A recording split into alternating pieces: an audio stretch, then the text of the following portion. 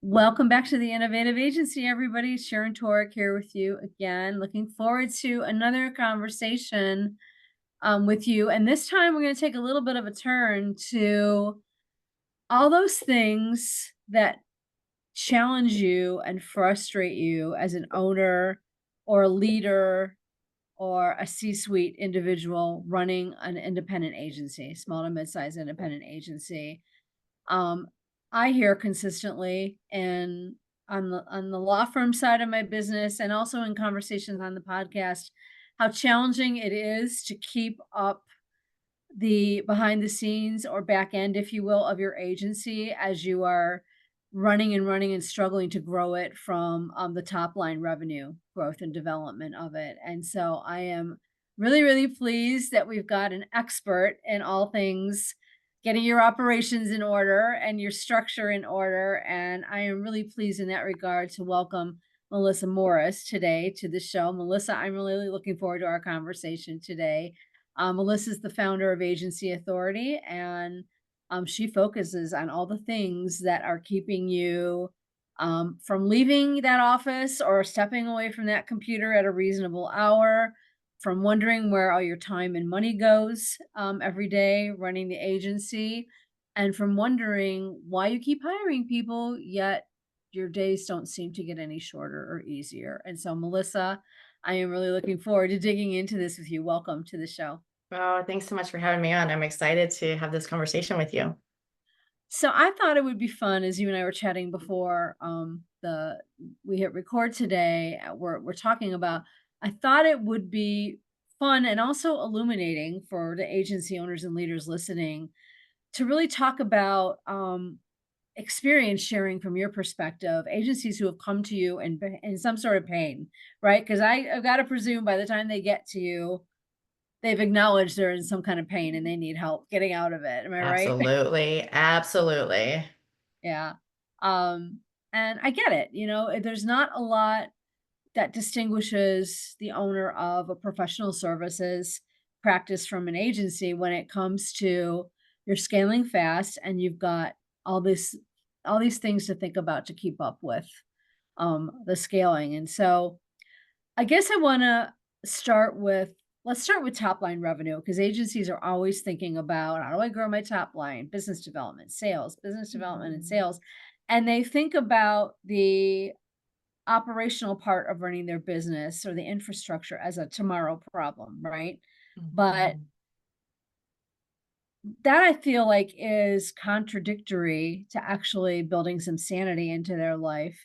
And I think you see this too in the clients you deal with, because one of the key things that you say your clients ask you is, how am I supposed to grow my team or know what my hiring plan should be, could Mhm. be when my revenue still doesn't feel stable or predictable?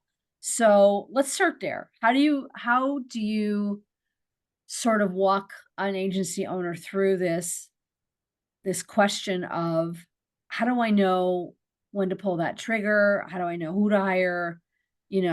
When to hire them? Not so much Yeah. who, I guess, but what function and when what timing is right for that. So let's start Sometimes it even is a who, like who is the next hire. And I'm really glad you started here because it can feel like operations may feel like that's a tomorrow's worry when I get a little bigger, when the team's a little more stable, and we want to kick that can down the road. But there. the truth is, by looking at operations sooner rather than later, you can actually start paying yourself more, having a more profitable business, and really getting a lot more clarity on who a next best hire is, what that role would look like, and how much can you pay them? What can you afford to pay them? How does that fit in the puzzle?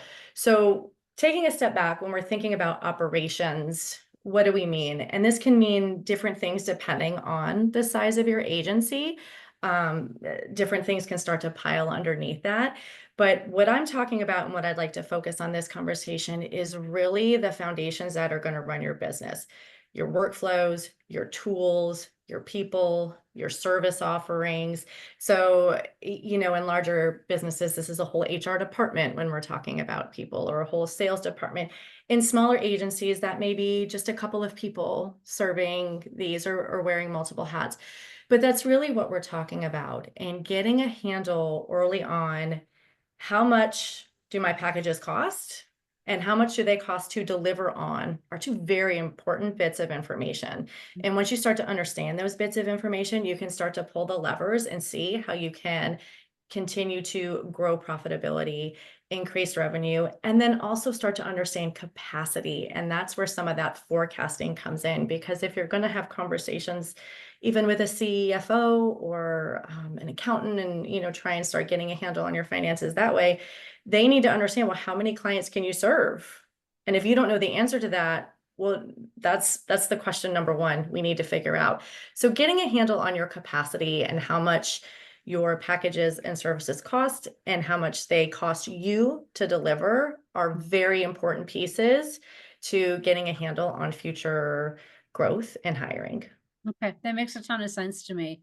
Do you have a point of view on where you start? Do you start sort of with your analysis of the cost of the service delivery? Is that like the best first place to try to figure out how to plan your capacity? Because I would imagine you need to know how long it takes to do what it is that you Yes. deliver and cross-sec that with how much you're charging for it, right? To sort of figure Yes. out what your capacity looks like. That's exactly right. So time tracking, time tracking, time tracking. And I know everybody just Agencies hate shudders. it. They hate it. They just shudder when I say that. And the agency owners thinking, well, everybody but me, right? No, you too, agency owner, because even that alone can shed so much light on what is going on in Mhm. your business and in your agency. You will uncover things like scope creep, the work we're doing that we're not getting paid to do, the extra deliverables, the extra calls, things that are taking too long, reports that aren't getting read. So I always recommend people start by time tracking. And if they are already time tracking, are we compliant? Is everybody on the team actually doing it? And then are we doing anything with that information? And so Mhm. if you have been time tracking, let's set aside some time to take a look at that information. So you're absolutely right. I got to understand how much time it's taking me. And then also starting to match things up against your service offerings. I sold client A this package. Did we deliver that package? Or did we deliver a whole lot more than we said we were going to deliver? Right. What pieces of that package are really important? Which pieces can we let go of? Because a lot of people think too, to make more money, I raise my rates. To make more money, I raise my rates.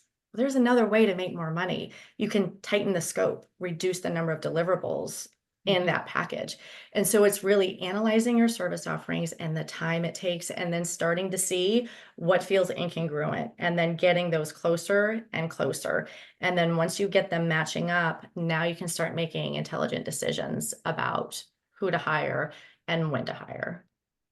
You know, it's interesting as we're sitting here having this conversation. It's the end of July in 2024, to be specific. If somebody listens to this a long time from now, I don't know. But I say that only to mark the time because I just returned from the Ad Age Small Agency Conference. And the only reason I'm mentioning that is that a lot of the panelists, agency owner panelists who, presented at the conference were very anti timesheet, and I'm throwing air quotes around that because and they got a lot of good reception about it, and I'm not sure if they were throwing it around as sort of bravado to make Mm, themselves look like rebels, or if they are really looking at their pricing in a different way that makes it, of course they're missing data, right? If they're not, right. if they want to tear up the timesheet, they're just going to have to face the fact that they're missing some data there. Mhm. And I'm wondering if they don't care as much about that because they have so much confidence in their pricing and their offers, that they're doing it at a premium, and then that's translating into profit even though the time gets a little out of scope here and there? Or Mhm. are they just that practiced at knowing their cost of service delivery? I don't know. What do you think? Well, and I would challenge that. How did they get practice at knowing their cost of service Yeah. delivery without having some data and some numbers? Yeah. So I want to speak to this too, because I think there starts to be some confusion around time tracking and this idea of pricing based on the transformation. I know, right? And getting Right. into a retainer model and what all that looks like. And I am really all for retainer models. I am all about taking into account the transformation that your client is going to have, right? I understand there's time savings. I don't think it should be flat hour in, hour out, and we charge the client on the hourly rate. There's a time and a place for that type of pricing strategy. But I don't think it's the ideal one for a lot of agency owners Right. or most agency owners. It is more that retainer approach. But you figured out somewhere, how long does it take? And here's the thing, if Right. you're if you're working with a contractor, you know the rate you're going to pay them. And it's a similar process for them. I don't care if it takes them 20 hours or 5 hours. They're going to get the work done for me at this rate. I can mark it up X%, get it from my client. But somewhere there's data, somewhere there are points you have to look at, and Right. you have to be taking a look at that, because otherwise you might just be getting lucky, and the luck runs out. But somewhere you're getting data, you're starting to understand, and there really are different nuances and different ways that that can start to look. Hmm. But I would say for most people and for the most part, the easiest and most effective way is going to be just go ahead and start doing some time tracking. Yeah. I think you're right. I mean, it really makes a lot of sense when you explain it that way. They probably intuitively understand their cost delivery better than they're either acknowledging, or that or they're to a point where they don't have to dive into the metrics as deeply as maybe a smaller agency or an agency that's less mature in figuring out its profitability, right? Mhm, mhm. Yeah, that makes a lot of sense, and so then that builds confidence, and that enables you to be more secure in what you're quoting without worrying so much about, the exact amount of time of delivery. But you have to earn that privilege is what I'm hearing you say. You have to earn that privilege by having done the work of analyzing your profitability, and that takes data, and that takes actually tracking how your people are spending their time and resources. It So, did. And, and without going completely down the rabbit hole on this, there are nuances and different ways to glean that. yeah. This employee can handle X number of accounts. Those accounts yield X number of dollars, right? And you can start to back things out and work it in that way. Mhm. But at the end of the day, you're still looking at this individual is producing this much work for this much money. Mhm. Maybe it's just on a more high level, broad strokes feeling than out, like literally timesheet punching. But I'm telling you, there's a tremendous amount of value in having those timesheets. I believe you. Yeah, I totally believe you. All right, so taking a turn, because this is something that I also hear from a lot of agency owners. I bring on people, and yet I do not feel any less taxed personally as the owner or leader of the agency. I feel like it is just more people for me to have to decide for. And so delegation strategies, the whole mindset. I personally believe it starts with mindset of the owner, but the whole challenge around scaling, but not handing off authority or decision making so that the owner is as overwhelmed at 5 million as they were at 500,000 Half a or a million. million Yeah, dollars. half a million. Exactly. Yeah. Yeah, yeah. Yeah. So, how do you start to unpeel that onion when you're working with an agency owner? Well, I do think you're spot on with taking mindset into account, because I do absolutely see that. And I believe that happens even in small agencies up to the big agencies. This idea of I'm the agency owner, I need to know what's going on every step of the way. The clients want to see and hear from me. And yes, your clients do want to see and hear from you. And I'm not against the agency owner having those touch points with clients and having check ins, because I do think that's very valuable. But Mhm, those touch points should look much different as the agency owner than your account manager. Your account manager is really handling, did this get approved? What's going on? What's happening next? The agency owner is saying, how can we serve you? What's Mhm. going on with your agency? What's coming up for you? How can we flex in and support you further? Different context of those conversations. So I think mindset is definitely a great place to start, but let's assume it's not a mindset. Let's assume you've worked through that, you recognize that, or someone out there saying, trust me, Melissa, mindset is not my problem. I want to pass off all the things.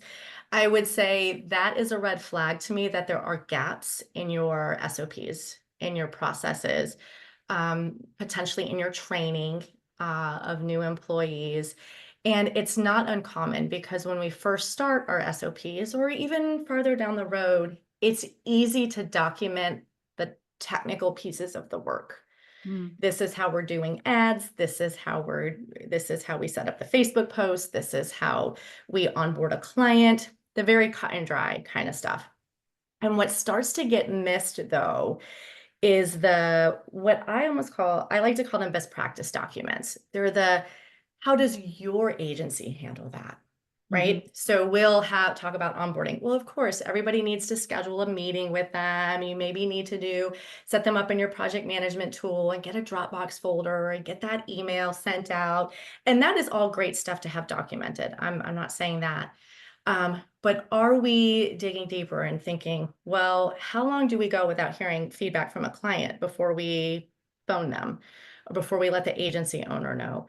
How do we handle excessive revisions? Do we have templates in place for that? How do we handle just like the softer part of it, the communication skills, those soft skills pieces of it? Those tend to be the things that are, how do we deal with dissatisfied clients? All these little things are stuff that kind of gets missed. And those are the things that your team members get stuck on and they don't know how to address it. They don't know how to answer it. So then they're going to the agency owner and the agency owner is thinking, well, of course you need to call them. Well, did you ever tell them that was the next step if you haven't heard from them? And then this is where mistakes happen and misunderstandings happen. And then now you have an angry client because these little touch points were missed along the way. Mhm. So I think it's really understanding your philosophy around managing clients. Have you relayed that to your team? Thinking about things like your good, better, best goals. When I have onboarded a client and we are doing ads for them, what is considered good, better, and best in terms of results? And then if we're not meeting those, what are the next steps? What are the actions that I need to take? So starting to document and getting a handle on that piece of the puzzle is going to make it a lot easier for you to release tasks because you're not anxious that, oh, that campaign's not doing as well as I'd hope, or how is it going to do? Is that client angry? What's going on? Do you mean good, better, best in terms of the metrics for evaluating the results of a piece of work, or do you mean good, better, best in terms of service design and delivery? I think it could mean a lot of different things, depending on the type of agency, the type of service offer that you're talking about. So that might look a little bit different for a web design company. So for a web design company, a good, better, best goal may look like good means we got 3 rounds of copy revisions. Better means we only got 2. Best means we got 1. So now I know if I've got 4 or 5 rounds coming through, what am I supposed to do? I need to ask for help. But if I haven't gotten to that point, your account managers know they can continue to run and lead. They know where to phone a friend. They know when they need to start calling for backup. Got it. Any tips, mindset related, for owners who are just having this challenge of not being able to actually let go of the power to make decisions to their team members? Because many of us, let's face it, we shoot ourselves in the foot because we Mhm. don't want to let go of that control, yet we are overwhelmed with all the questions that it creates for us to have to answer at the end of the day. So, how do you Mhm. help break agency owners and leaders sort of out of that spiral, if you will? So it's funny you bring this up because this just came up on a team call I was on with one of the agencies I'm working with. The Mhm. agency owner was in Europe for 2 weeks. They were doing a little bit of work over there. They've got some clients also having some time off. And the conversation in the team meeting before they left for this 2 weeks, well, if you need anything, just message me, just let me know. And then they were gone. And Mhm. then during this 2 weeks, little questions and things are coming up. And the team is wondering though, do I bother her on vacation? Do I not bother her on vacation? Is this something she wants to know? Is this something she doesn't want to know? And there was a lack of clarity around when to reach out to the agency owner and when not to. And Mhm, I know because that team member is feeling lack of clarity, so is the agency owner because they have not said. So they're off in Europe wondering what's going on back home. Is it all hitting the fan? Are we in trouble? Is everything smooth sailing? I'm not really sure. So mhm. much so that when she got back, the team member even asked, I need clarity on what it means. Reach out to me if you need anything. What Yep. does need anything mean? Even the team member was really eager for this information. And I see the agency owner, when you give that information, there is a sense of relief that these are the things that I absolutely need to know. And when you have communicated that to your team, you will rest a lot easier Mhm, because you don't have to worry a client's mad, we really dropped the ball. You don't have to worry that these things are going on and you're completely missing them because you have been very clear with the team about what they need to direct to your attention and what requires your prompt attention. And that can vary based on agency owner on how much they want to know. And I'm guessing the ones that we know are having trouble delegating, that list is going to feel real, real long. And so mhm. then I would encourage, okay, maybe let's start with a long list, but then maybe we look at that list again, maybe Yep. once a quarter or every 6 months. And can we look at that list and say, okay, these 2 or 3 things, these are really solid now. We feel really good about these. You don't need to let me know about these anymore. And then just work to shorten that list until we actually get to these are the critical things that we need to let the agency owner know about, even if they're in Europe or in the Right, States, if you live in Europe or Australia or wherever you right. may be. I kind of like the concept of emergency access only when an owner wants to be as that's kind of the highest level of unplugged. And it means Mhm. um you contact the owner if we've been sued, if somebody has died, if a client is about to fire us, if the office had a fire, or Right. if our systems were hacked. Serious, Right. top level, need to know because your business may be here, might not be here when you get back, and you need to know that. But beyond Right. that, don't contact me at all. And then I've kind of seen the level below that as update me by email by this time every day. Otherwise, don't reach out to me unless it's, a Mhm. high level emergency. But I Mhm. I agree with you. I think it's good to sit down and just like none of us want to look at our estate plans. And we don't want to think about Right. what that means. Like, I mm-mm. think it's good to kind of think about this in that same sort of Yeah. perspective, which is, um, yeah, if I ever want to get out of this sort of circle of hell of now I Mhm. have 5 people reporting to me with questions. Now I have 10 people reporting to me with questions. Yes. You do have to create some sort of rubric that works for you. And Yeah. yeah, I think sitting down and maybe thinking about all the emergencies you actually need to know about is a great suggestion for a first start. Yeah, yeah, and it just comes back again to having those processes documented. And if there's a gap and there's a lack of clarity, that tells me there's probably an SOP, a best practice document. Something needs to plug that hole so that everybody's resting a little easier. Because as in the example I just shared, even the team members and employees can feel discomfort when it's not clear. Right. Oh, I'm sure. I'm sure they do. I'm sure they're like walking on pins and needles until the owner gets back so that they can kind of Mhm. hand it back to them and say, okay, you've got eyes on everything. Um, all right. So as agencies scale and they think about there's lots of different ways to do that, right? You get more of the same type of business or you up level, as you put it, your offerings.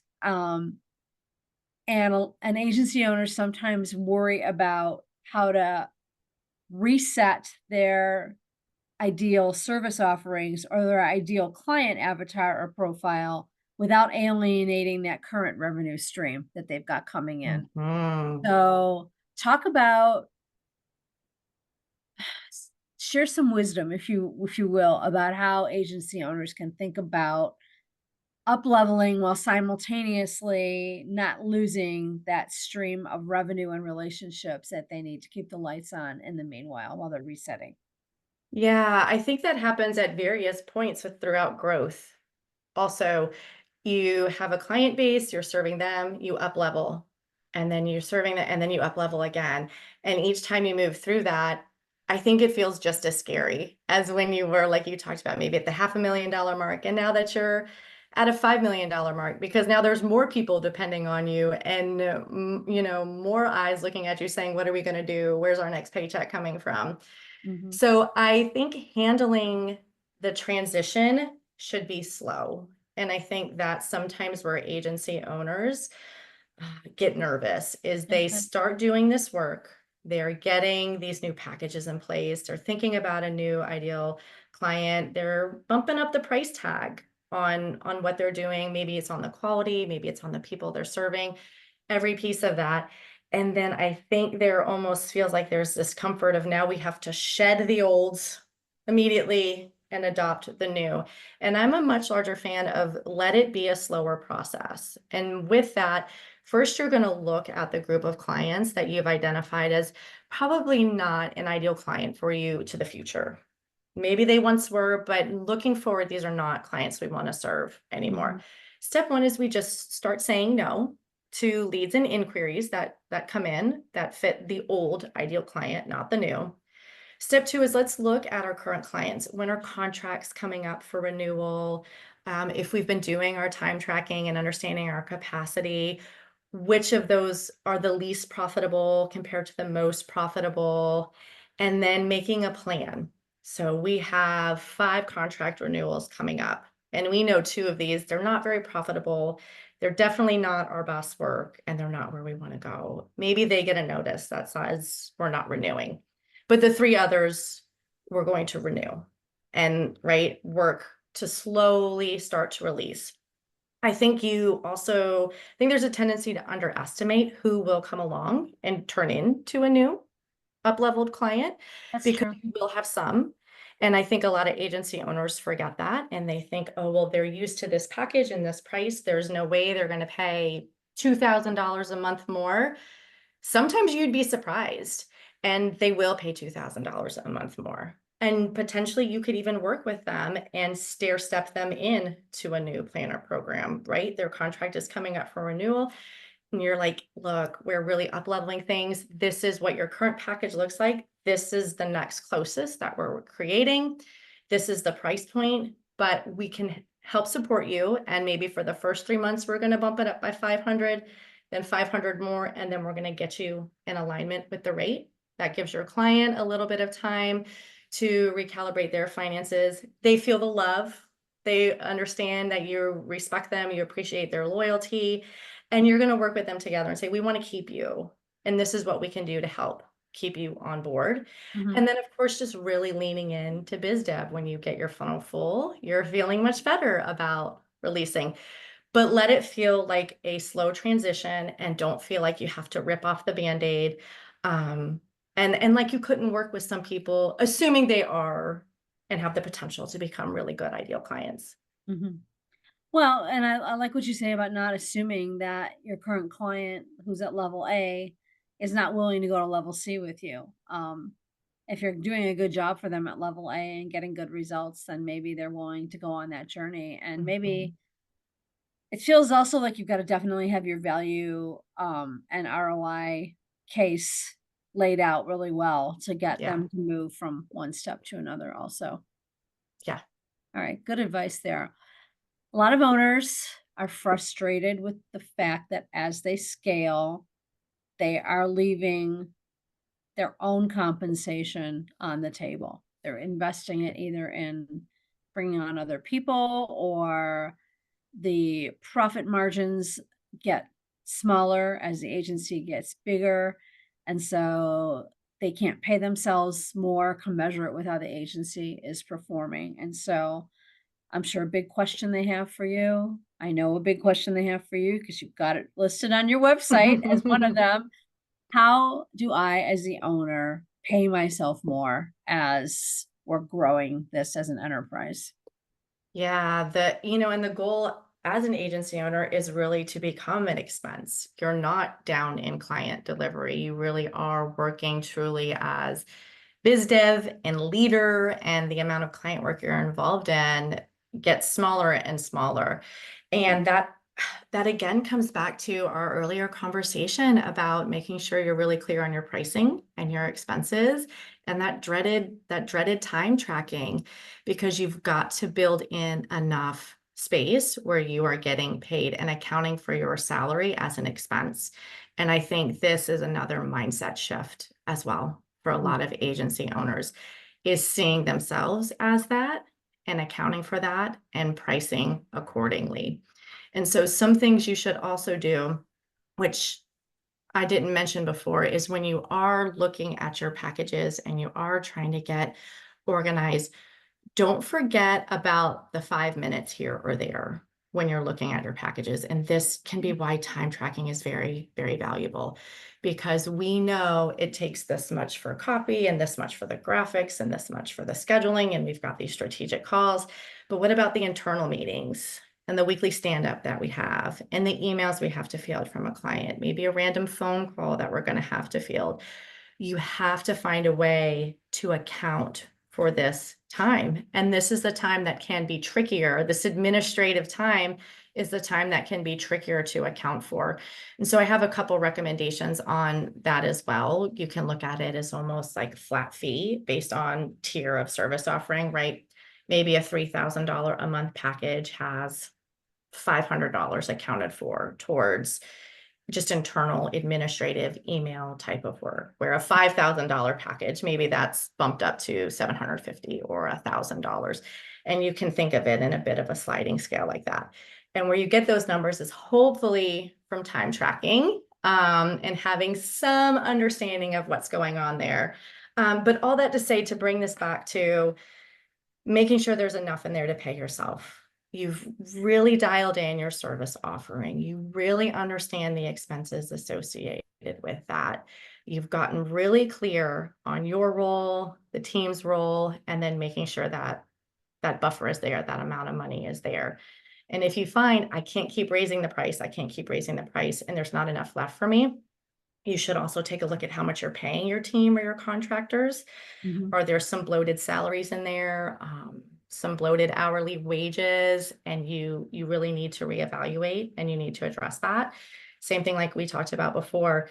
Is there room within the scope of work? Are there, so I'll give you an example. I was working with a client and she had a package. It was $8,500.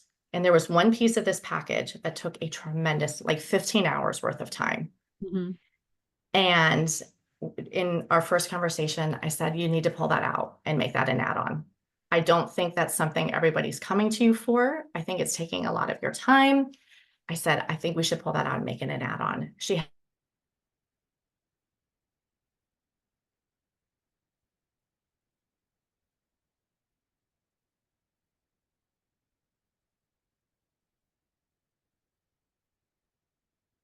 All right, it looks like we had a break. Yeah, I think we froze. There you is. Yeah, they were back now. Are we back? All right. All right, producers, you can cut that silent period there for a Save few us. seconds there. So, all right, where we left off was there was an expensive part of the package that you thought should be an add-on because it was taking a ton of time for them to execute on. Hmm. Yep.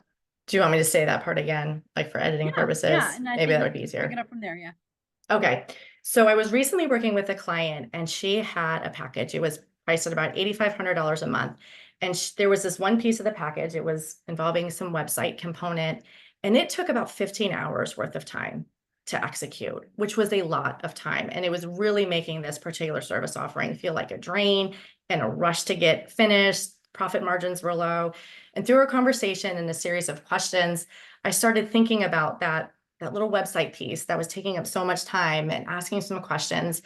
And what we found is she didn't need to include it. It didn't have to be part of that package. And I recommended pull that out. We're going to sell that as an add-on instead.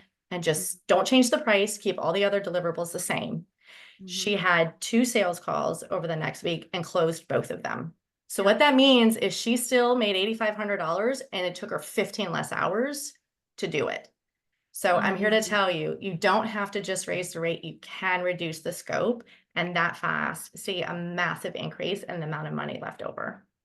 That's a really good tip to take away because Yeah, scope creep and over delivery is what Mhm. kills margins, and that's the most challenging part of the agency business Yes. is thin margins and trying to extract as Yes. much out of them as you can. So, And thin margins equal thin agency owner pay. yeah. Well, And so yeah, that's where you because gotta look. You've got to look and increase those margins. absolutely. I love it. That's a great tip. Well, this has been a fascinating and extremely helpful tour through some of those things you need to think of as you scale, to keep yourself profitable, sane, keep things moving, and get your people where they need to be with what they need to have to do it. So, for the agencies who want to learn more about how you help them achieve all of this nirvana, what is the best way for them to sort of get in touch with you and to learn more about the work that Agency Authority does? Yeah, if you want to head over to youragencyauthority.com/learn more. I've got some fun bits of information there, a little bit more about what we do and how we support agency owners. And I'm always hanging out in the DMs on LinkedIn. So if something in this conversation perked your ear up, you've got a follow-up question, or you want to float something by me, go ahead and head over there. I'm happy to answer it. Wonderful. Melissa Morris, Agency Authority, thank you so much for sharing your wisdom today on the show. I really appreciate it. And everyone who's got all those burning issues, trying to figure out how to get where you're going and keep more money on the table, reach out to Melissa. All right. Until we see you again, thank you everyone for joining us and be well. We'll talk to you on the next episode.